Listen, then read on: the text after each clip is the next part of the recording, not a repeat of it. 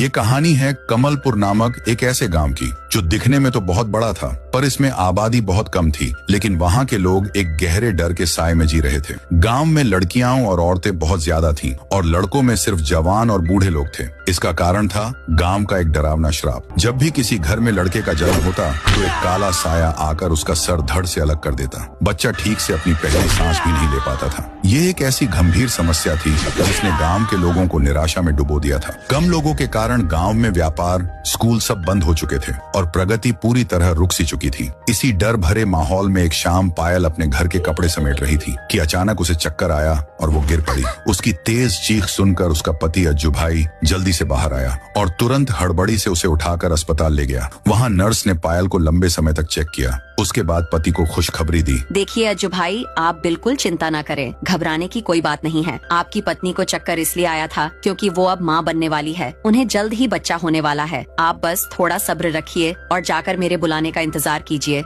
जब टाइम आएगा तो मैं आपको अंदर बुला लूंगी। ये सुनकर अज्जू भाई खुश तो हुआ, लेकिन अंदर से डर भी गया कि कहीं पायल को लड़का ना हो जाए। वो डर से कांपते हुए अस्पताल के बाहर आया और दरवाजे के बाहर रुककर मन ही मन ऊपर वाले से दुआ मांगने लगा। हे भगवान, मैंने अपनी जिंदगी में आज तक आपसे कुछ नहीं मांगा। मैं जानता हूँ कि ये गांव कैसा है और यहाँ लड़कों के साथ कितना बुरा होता है। मेरी आपसे बस एक ही विनती है कि मेरी यह अंतिम इच्छा पूरी कर दीजिए। मुझे बस एक प्यारी सी बेटी चाहिए। अंदर ऑपरेशन चल रहा था और अज्जू भाई की धड़कनें तेज हो रही थीं। तभी अंदर से एक लड़की के रोने की आवाज आई। अज्जू भाई का दिल थम गया और जब वो अंदर गया तो खुशी से झूम उठा। उसे एक प्यारी बेटी हुई थी। कमलपुर में बेटी का जन्म बहुत शुभ माना जाता था। अगले ही दिन एक नया शादीशुदा जोड़ा दूसरे गांव से कमलपुर में रहने के लिए आया। उन्हें इस गांव के श्राप के बारे में कुछ भी पता नहीं था। वे बाइक पर बैठकर आ ही रहे थे कि अचानक अमित की पत्नी जोर जोर से चिल्लाने लगी।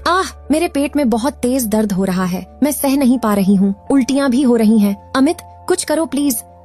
पत्नी को बाइक से उतारकर अमित ने गोद में रखा और उसी गांव के अस्पताल में ले गया। उसने नर्स को तुरंत ऑपरेशन शुरू करने को कहा। जल्दी ऑपरेशन शुरू करो, वो इतनी परेशानी में है। तुम्हें दिखाई नहीं देता क्या? वो पेट से है, जल्दी करो, 1 सेकंड भी वेस्ट मत करो।